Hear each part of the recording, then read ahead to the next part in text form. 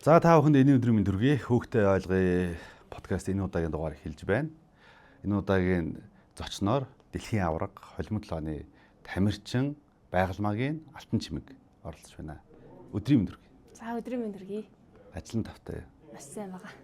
Оюутан болсон гэсэн. Тий. Хаан сурж байна? Их засаг аюулгүй байдал хууль зохиолын сургуульд сурдаг. Одоо эдгээр курс болсон. 3 дугаар курс. Бэлтгэлээ хийж байна. Давхар хийж байгаа. За бэлтгэл тавтай. Бэлтгэл сайн. Одоо хаашаа ярин тэмцээн уралдаанд явах вэ? Одоо 5 сард Азийн аврагт явна гэж зорж байгаа. За 10 жил төгсөөд одоо хэдэн жил болчихвоо? 3 жил юм уу да? 3 жил болсон уу? Тэгэхээр өнөөдрийн ингээд сэдвэр ингээд өсвөр насны хүүхдүүд сүүлийн үед ихээс зодтолдоод байна. Бие биенээ дэрлэхэд байна. Тэ? Ингээд энэ бол нөгөө талдаа хувь хүний соёлын асуудал шүү дээ, тэ? Хувь хүний соёлын асуудал. Та бол одоо холимог толгойн тамирчин, тэ? Тэгэхээр одоо энэ хувь хүний энэ соёл, тамирчны энэ соёл, тэ? Соёл энэ талаас эхлээд яриагаа эхлүүлээ тэхөө. Хизээс эхлээд тамирчин болов, яаж хичээлж эхлэв? За би яг анх спорттой найзлан болохоор яг юм дунд ангиас юм. Чөлөөт бүхөр хичээлж үзгээд тэгэнгүүт яг тэр үедээ ингээд чөлөөтөр бол яваагүй. За энэ спорт бол минийх биш юм байна гэд өөрийнхөө ингээд сонирхлыг хайж хагаад 9-р ангид орж ирээ таквондогоор хичээлсэн. Тэгсэн чинь араас нь корона гараад. Тэгээ нөгөө миний спорт маань ингээд цавсарлаж байгаа байхгүй юу. Тэгээ яах вэ хөө гэж хагаад коронавирус дууссан тэгсэн чинь ахлахаа ангид орлоо. Тэгээ яг тэр үедээ тухайн үедээ нөгөө таквондо болцсон ч гэсэн нөгөө араас нь өөр спортоор хичээлэх бас боломж гарч ирж байгаа байхгүй юу. Тэгээ ээжтэй хэлсэн чи ээж болохоор намайг ингээд айгуу гоё дэмжээд нөгөө төлбөрийн мандлуу хувцсыг минь аваад тэгээд давхар таквондо, жижигзүү, бокс нөгөө 3 спортоор явчихж байгаа. Тэгээд нөгөө гурван дуртай боловч за яг миний ингээд жинхэнэ сонирхол яг хүсэл мөрөөдлийн юм болоо ингээд бодцоод болдгсон бол энэ гур ингээд холж байгаа юмсан дотроо боддог гэсэн байхгүй юу. Гэсэн чи яг үнэндээ нөгөө холимог талаа ингээд тийм спорт нь байсан юм бэл. Яг сүүлд яг ингээд нэг одоогоос нэг 2-3 жилийн өмнө энэ спортыг барьж аваад тэгээ явсан. Одоо ингээд нэг ахлахангийн хүүхдүүд ингээд хоорондоо зодтолдоод бие биенийг нүүр ам руу цогч байна шүү дээ, тэ. Ер нь хүнд хороош учрна тийм үү? Гимтэн тэ. Тоолол шүд туурна, хамар гимтэн тэ. Бид нар чинь бэлтгэл дээр хүртэл зүгээр ингээд хөнгөн спаринг гэхэд ингээд хөнгөн бэртэл авдаг.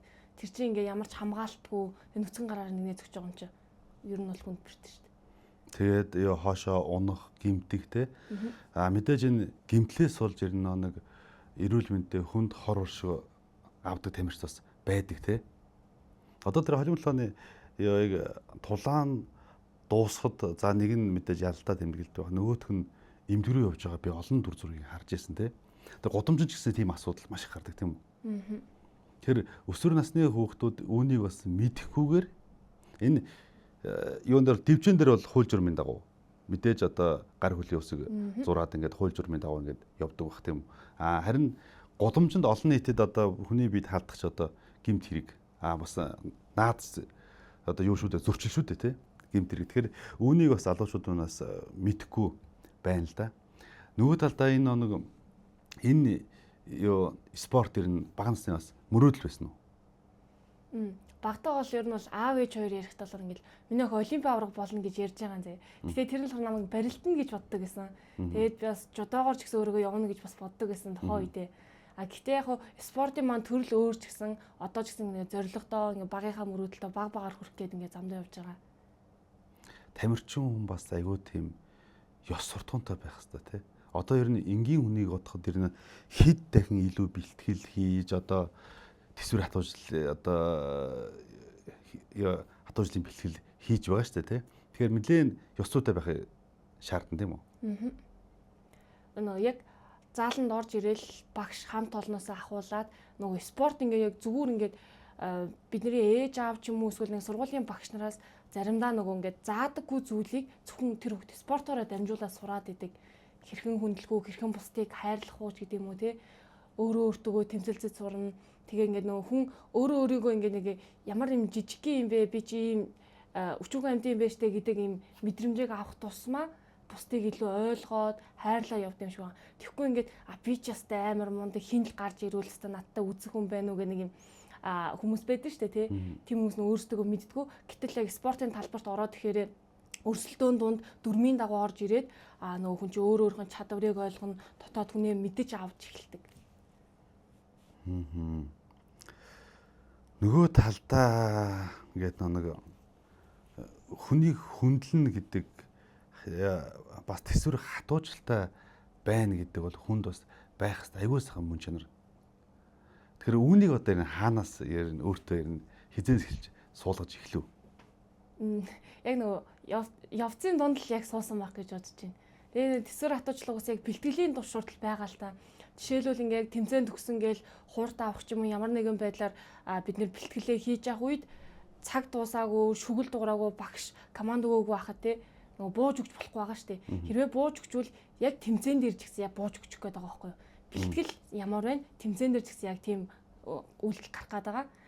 Тэрнтэй адилхан яг одоо хоёул нөгөө өсвөр наснаа дүүнэртэй зөвлөж байгаа шүү дээ. Яг тэр төсвөр төвчээр ямар үед гарах вэ гэвэл жишээлбэл хин нэг ингээд чамаа ингээд бүр ингээ муухай үгээр доромжлоо те чи ингээд тэр үнэ зохиод авчмаар тийм нэг мэдрэмж дотроос гарсан ч гэсэн чи яг өөрийгөө тэр үед л барих хэрэгтэй. Энэ бол ийм чадвар бол нөгөө яг нөгөө талаараа өөр төсвөр нөгөө биеийн төсвөрөөс илүү бас нэг дотроо бодоод байгаа шүү дээ ухаан бодолтой. Тийм төсвөр бас байж болох юм. Спорт юу ойрхон хүн хорц урчлаас нэлээд хол байна уу? Тийм шүү дээ. Нөгөө буруу зүйл хийх зав байхгүй тий. Угаасаа тэрийг хийж болохгүй. Танаа үеийнхэн чи яаж байна? Үеийнхэн бол ер нь бол амар юм билий. Би ч нөгөө өөрөө мэддгүй байхгүй юу. Тэгээ оюутан болоод ирсэн чинь бас нөгөө ингээд эргэн тойрон тэгэл яг хүүхдүүдэд харахаар л өөр л юм бил. Тэгээ яг ямар амар завтай ингэж бодож байгаа нэг талаараа нөгөө талаараа бас амар гарч ороод бас их мөнгөтэй гараад байна даа гэж бодож байгаа шиг тий. За ингээд одоо оюутан боллоо. Тэгээ одоо ингээд мэдээж нэг магадгүй ингээд нэг Европын ч юм уу Өмнөд Азийн улсуудын тамирчин бол ер нь 40 нас хүртлээ бараг 45 хүртлээр дэмжинс буухгүй байна те. Тэгэхэд манай Монгол тамирчид ер нь нэг дээдэлтэй нэг 35 ч юм уу те үндэсний хөгжиж байгаа дэшээ барилдаад байгаа юм шиг байна. Тэгээд энэ дэмжин дээрс буугаад байна гэж хараад байгаа. Тэгэхээр энэ бас хуу хүний эрүүл мэнд, амьдралын соёл их олон зүйлтэй холбоотой байна те. Тий яг үнэ. Одоо яг тамирчин байна гэж чинь бас нэг үслээ амар эрсдэлтэй байхгүй ялангуяа тулааны спортын тамирчин нэг тэмцээнд ороод яг юуж болохыг мэдэхгүй шүү дээ тулааны спортын чинь. Тэгэхээр яг бэлтгэлжээлтэй нөө хувийн нөө амьдралынх нь хэм маяг нь бүр үнэхээр нөлөөлдөг тэр спортын хэрэг шүү дээ. Тэгэхээр спортоос ингээд бас хуу хүний бас төсвөр хатууж айгүй тийм олон сайхан чанарыг олж авч чадчихээн тийм үү? Яг олон тэрийг бас нэрлэхэд бас хэцүү ингээд дотроо байгаад идэг. Тийм. Гэтэ яг нөгөө өмнө нь болохоор би нөгөө одоо хүн хайрлах гэдэг шүү дээ. Тэрийг би бүр ингээд илүү байдаг байсан. Тэрнээс бол бүр багштай загнуулжсэн. Ялангуяа тулааны спортод чи өрсөлдөгчөө хайрлаад байх юм бол чи яаж ялах юм гээд. Би чи ингээд өрсөлдөгчөө ингээд чанга зогчлог ингээд баг нөгөө тулаанууд яриад зүгээр мөрөөгөө нэг тийм үе болж ирсэн яг анх эхэлж байгаа та.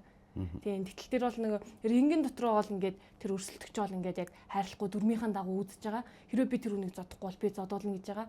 Яг амьдрал дээр бол ерөөсөө тийм юм байхгүй. Хүмүүс намайг тулааны спорт гэхээр яачаас амар ах та. Тэгээ бараг зарим нь ингэж чи том болоо хүнтэй суувал яана маана гэж тоглоно штэ тий. Тэнгүүд яг үндэл ямар нэгэн асуудал гарвал өстой би бүр хамгийн түрүүн хурдан гүүндэл гэж боддог. Цутаал явчих юмсан гэж боддог. Бараг гүйлтийн бэлтгэлээ илүү сайн эндэл гэж боддог. За одоо ингээд нэг тамирчин хүнд бас мэдээж зориг мөрөөдөл байгаа шүү дээ. Одоо энэ одоо яаж төлөвлөж ийн нэрэн цааш та. Ирээдүйд болохоор яг мэрэгжлийн тулаанд болно гэж бодож байгаа. Одоо миний яг хичээлж байгаа яг сонирхчийн төвшөнөөр явж байгаа. Тийм. Энэ бол яг нөгөө юм мэрэгжил рүү явах бас нэг тактикийн нэг хэсэг. Мэдээж шууд мэрэгжил тулдчихлахгүй. Өөрөөр хэлсэн нөгөө туршлага тэгээд бэлтгэлжлэлтэй ингээд сайжруулж агаад тэгээд мэрэгжил тулдна гэж бодож байгаа. Монголч одоо өөр нэмэгтэй тамирчин хэрэг үйдэг. Амар цөөхөн байгаа. Тийм. Гэхдээ одоо бол ер нь гарч ирж байгаа. Сая яг тэмцээн болснаас өнгөрсөн бүтэнсэнд тэгтэл ингээд нэг өсвөр насныхаа ялангуяа эмэгтэй хүүхдүүд ч гэсэн айгу хөөрхөн ингээд тэмцээнд оролцоод явж байгаа харахад гоё юмсан. За чөлөө цагаараа бэлтгэлээ хийж чинь. За сургуультай явчихна. Өөр юу хийж чинь? Шинэ хоббит болсон. Шинэ хоббит болсон. За юутай болсон? Усан сэлтэнд явж байгаа. Тийм үү. Тэгээ өмнө би бодож байсан байхгүй юу? Усан сэлтэнд явандаа энэ нөгөө хүнд хэрэгтэй нэг чадвар таа гэж бодоод байгаа байхгүй юу? Тэгтээ би өөрсдөө ингээд нөгөө ямар нэг үйл хийхгүй байсан. Тэгээд яагаад тэгэхээр за би ингээд завгүй өнөөдөр бэлтгэлтэй маргааш бэлтгэлтэй хичээлгээ нөгөө цагийн ууртаа баригдаад ингэж бодоод байсан байхгүй юу? Тэгсэн чинь амжуулж болж илээ. Тэгээд яг усан сэлт маань өөрөө давхар нөгөө надад айгуу гоё recover сэргэлт болоод ирсэн. Тэр нэрээ яг ингээл нэг завгүй гэл ингээд идэг. Тэгээд би ингээд нэг сошиалд өнгөрүүлсэн цагийг ингээд нэг гар утсаараа хэмжиж үзэж байгаа шүү дээ, тий. Тэр өдөрт нэг мэдгэтэл одоо 3 4 цагийг сошиалаар өнгөрүүлсэн гэж байгаа байхгүй юу. Тэрнийг одоо автобусанд ч юм уу, тэг гэртээ арих замдаа ч юм уу. Тэгэл ер нь зай завсар гарах хүртэл нэг утсаа шагаагаад идэг нэг тийм одоо мэдхгүй тийм өөрийн мэдлгүй тийм суудсан байна уу гэж харж. Тэгэхээр тэр юунууд юу яагаад тэгэхээр олон бас сул цагууд бас гарах юм байна да гэж харж ирсэн. Тий. Яг үндэ хүн завгүй зүгээр л өөрийгөө тодорхойлсон болохоос нөгөө тэр хоногоо 24 цагийг л зүгээр хуваарлаж чадахгүй байгаа байхгүй юу. Тэгтэл тэр нөгөө хэрэггүй юм хийх цаг нь зөндөө гараад байгаа ш, тий. Ягаад тэр цагаа ингээд өөрт хэрэгтэй зөв зүйлд зарцуулж болохгүй гэж. Ялангуяа ингээд хүүхдүүдтэй хүртэл нөгөө одоо би зүгээр спорт юм чинь ямар нэг эцэг эхчүүд нь спорт руу хөтлүүлээд хүүхдийн дуртай спортыг олж нээж өгөөд авьяасын нээгүүлээ тэрүүгээр нь явуулах хэрэгтэй. Тэгэхгүй энэ нөгөө барилттай юм чинь аав нь барилттай эсвэл тэ удан барилтыг бүх болно гэж зүгээр тэр хүүхд дургу ахт нь өөр нэг клубт аваачдаг. Тэг хүүхд улам дургу тэгээд одоо их юм бэ дургу зүйлээ хүн хийдэггүй шүү дээ. Яг тийм болчих гээд байгаа байхгүй юу? Хүсэл сонирхлыг олоод тэгээ ялангуяа спортын талаас нь дэмжиж өгвөл нөх хүүхдүүд цагийг зөв өнгөрүүлж чадна. За би өөр зүйл асуумаар байна л дээр асуумаар санагддаг юм. Одоо ингээд бидний үе гэдэг хэрэг бид нар ч одоо 80-аад оны л одоо хүмүүс шүү дээ. Тэгэд та бүхэн бол 2000 гаруй оных те тэр хүмүүс өссөн гэдгийг бараг мэдэхгүй бас ингээд тийм нийгэм амьдралын бас хэцүү үеийг бас туулаагүй ч гэдэм юм уу те. За тэгээд жинзээ үеийн хүмүүстэй уулзахад аюу хэцүү байдаг, ажиллахад хэцүү байдаг. Их хуваа хичээсэн байдаг, ийм тийм гэдэг. Энэ талаар хүн чанар гэдэг талаас нь юу гэж бодож байна? Яг хүн хүнээс л яг хамаарах байх. Тэгэхгүй бол бас нэг бүлгээр нь ингээд 2000 оных ингээд тодорхойлоод бас хэцүү юм шиг байна. Яг тий. Санал нийлж юм л да хүн хүнээсээ өөрөлдөө. Одоо жишээ нь бид ингээд нэг залуу үе ингээд аюу тийм ойлгох хэрэгтэй юм шиг. Тэгэхгүй одоо залуу юу ч чадахгүй, залуу тэр хүмүүс туршлага байхгүй. Тэр хүмүүс янз бүрийн тийм ажлын одоо амьдралын янз бүрийн тийм туулж өнгөрсөн боловсрол гээл дөнгөжл амьдралд ингээд хөл тавьж штэ тий.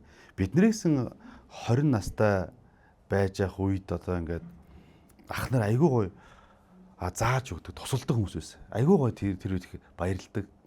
Учир зүггүй ингээд загнаад ингээд яах нь мэддэхгүй тодорхойгүй байдаг үсгэр айгүй тийм хүндрэлтэй байдаг байсан. Тийм зүйл таарч байна.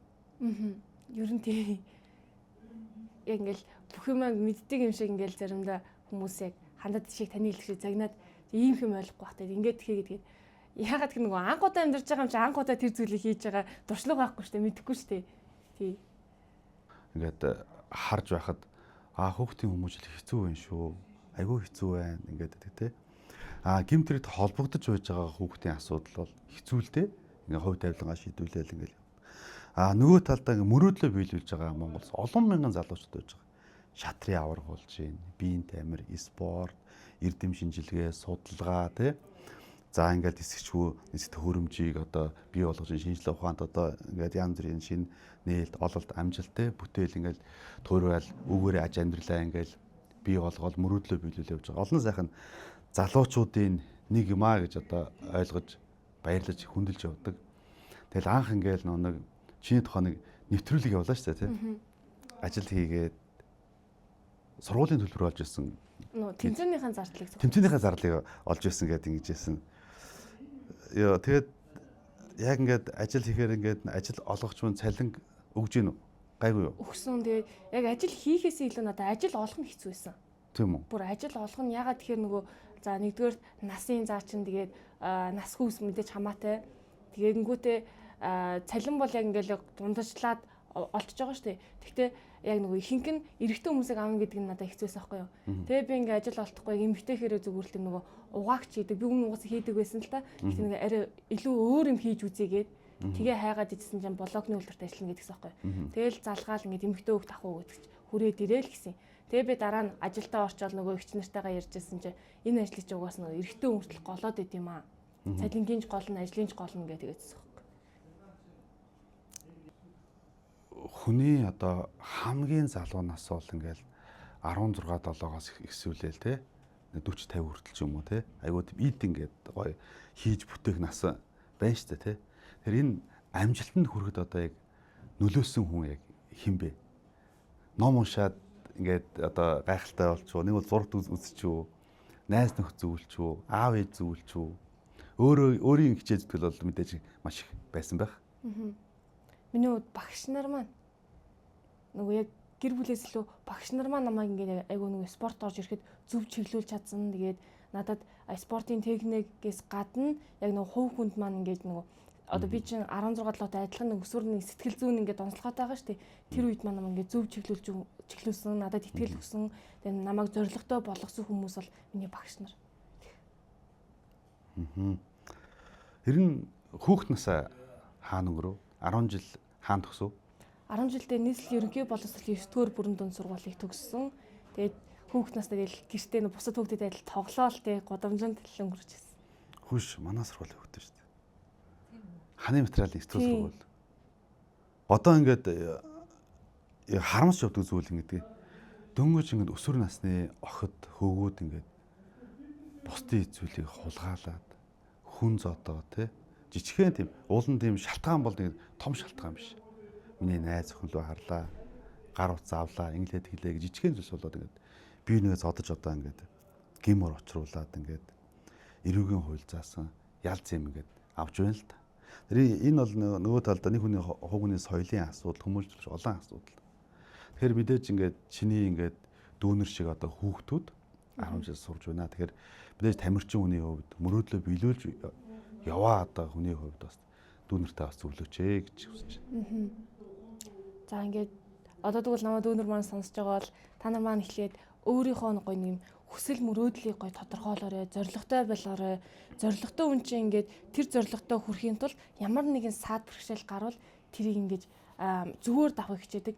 Зориггүй хүмүүс нь болохоор арай нэг өөрөө нэг саад бэрхшээл биш ч гэсэн за цагийг яаж өнгөрүүлэх вэ? Юмыг боддоггүй. Одоо зоригтой болохоор ингээд зориг нь тодорхой учраас тэр зам руу чигээрээ явж байгаа. Зориггүй юмыг бодохгүй үйлдэл хийгээд байдаг байхгүй юу? Ингээд нэг хүнд нэг хүч гэдэг юм уу те? Би одоо 15 6 жил ажиллаж байж за би одоо л нэг цагдаагийн мэрэгчлэн болсон юм байна гэж би бодож байлаа л да бас ингээд цагдаагийн аль албантай ажиллах бодолтой ч юм уу те. Тэгэд одоо хүн нэг одоо би нэг энэ спортод бас нэг орох юм бол тодорхой нэг амжилт гаргачих юм байна гэж хууг нэг мэдрэмж төрдөг шүү дээ. Хүч одоо те итгэл төрдөг те. Энэ итгэл хаанаас гараад ирэв? Энэ уулан бол уртуу гэлтэй. Гэхдээ яг эхлүүлч нөө цэцлэг төрөлн дээр гүүгээ явж исэн. Тэгс чинь манай нэг амар төвшин гээд манай ах үедээ авраг ах маань ингээд нэг хүнийг лапанд аваад зогсож байсан байхгүй юу? Би тэр үнийг тухайн үедээ танихгүй ч гэсэн яг гүйжчихэд ахаа би лапанд орж болох уу гэж хэлээд өө тэгэлгүй ах уу гэл ах маань нэг намайг анх удаа харж байгаа танихгүй хүмүүртлөө над руу бүр ингээд бүхийгөө яслаа заяа. Өөс гэж яслаа. За сайнуд өмнө тэг гэл бүр айгүй илдгээр хүлээж аваад тэгээ намайг ингээд лапанд авсан байхгүй юу? Яг тухайн үед нь бодчихсон чи ах дараа нь хэлж байгаа. За миний доод ингээ гоё өөрөө клуб болоорой, өөрийгөө хөгжүүлээрээ. Тэгээд ингээд гоё дэлхийн хүн болоорой, чи дэлхийн хүн болж чадна гэд надад танихгүй хүн тэгээ хэлчихэж байгаа байхгүй юу? Яг тэр үед нь би бүр ингээл нөгөө яг 16 долоо төгчийн зүрхэн дотор жиг нөгөө гал ингээ асчиж байгаа шүү дээ. Ямар гоё хүн бэ? Ямар гоё үг вэ гэл. Тэгэл яг ахын хэлснээр нөгөө клубээ олж зорж очиод багштайгаа уулзаал.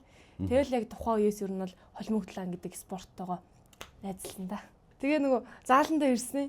Тэгээ би чи нөгөө өөрөө спорт хичээлдэг болохоор шууд гамбаа агчтраа орж ирэхдээ нөгөө зааландаа өс гэл ёслол орчихгүй юу. Тэг чи багш ингээл яг наа чи ингээл үүдэн ингээд хараа сууж идэн тэгснэ. За чи угаасаа спортоор хичээлдэг хүүхэд юм байна. Энэ зааланд 10 хүн орж ирдیں۔ Тэгээ нэг л тамирчин болдیں۔ Заримдаа аруулаа тамирчин болдгүй юм. Тиймээс хоёулаа хичээн зүтгэн чи чадна гээл урам зориг өгөөл багш маань намайг энэ замтай бас шууд чиглүүлж өгсөн. Гайхалтай те хүний зориг хичээ зүтгэл гэдэг зүйл хүнийг те хаанч хүргэх юм те. Би нэг ингэж боддог гэсэн. За Монгол улс чинь жодоо үндэсний бүх чөлөөт бөхөөр ингээл одоо үндэсний бүхий маш олон тамирчид байгаа те. Жодоо чөлөөт бөхөөр дэлхийд төв дэлхийд олимпийн амжилт гаргаж байсан. Тэгээ би ингээ холимот тулаанаас эмэгтэй хүн одоо амжилт гаргана гэж би ерөөсөө бодож байгаа. Тэгэл би за 3 билүү 4 жилийн өмнө тэр бичлэг үзэж байсан. Тэр нэг ажил хийгээд зардлаа олж байсан гэдэг. ямар айгүй тийм хичээл зүтгэлтэй юм бэ? Ямар гоё юм бэ гэж бодож байлаа. Тэгэл нэг амьдралд хичээл зүтгэл гэдэг зүйл дандаа ингээд шагнаж явах юм тий. Тийм багш дандаа л тахгүй зүтгээдээ гэл. За баярлалаа. Тэгээд үнэхээр тийм одоо энгийн боловч ингээд бас хүүхд залуучдын тухай сайхан яриа өрнүүлсэн танд баярлалаа. Тэгээд спортын өндөр амжилт хүсье. Сургуулийн амжилтаа төсөөрөө Монгол улсын хүүхд залуучуудын одоо тод дуу хоолой болно тий. Ингээд бусдын одоо мөрөөдөл болж ингэж жижигтэр сайхан амжилт гаргаж явж байгаа дүүдээ амжилт хүсье. Тэгээд мэдээж ингээд нэг спортын зам бол хатуу. Одоо бүх зам мөрн чулуун дардан байж олимпийн авраг болоороо тэгээд нэг гард магна кинон дээр таамн биднийгээ олон жил баясгараа гэдэг шиг те. Олон жил биднийг одоо баясгараа. Тэгээд сая одоо Алтан жимэг тамирчин маань хэллээ. Ерөнхийдөө те хүнд холын одоо зориг байхгүй бол ойрын зовлон оршдог юм а гэж тэгээд өндөр амжилт хүсье. Тэгээд бидний урилгыг хүлээн авч хүүхд залуучууд маань ярилцах юм боломж олгосон танд маш их баярлалаа. Амжилт хүсье. За баярлалаа урьж оролцуулсанд баярлалаа.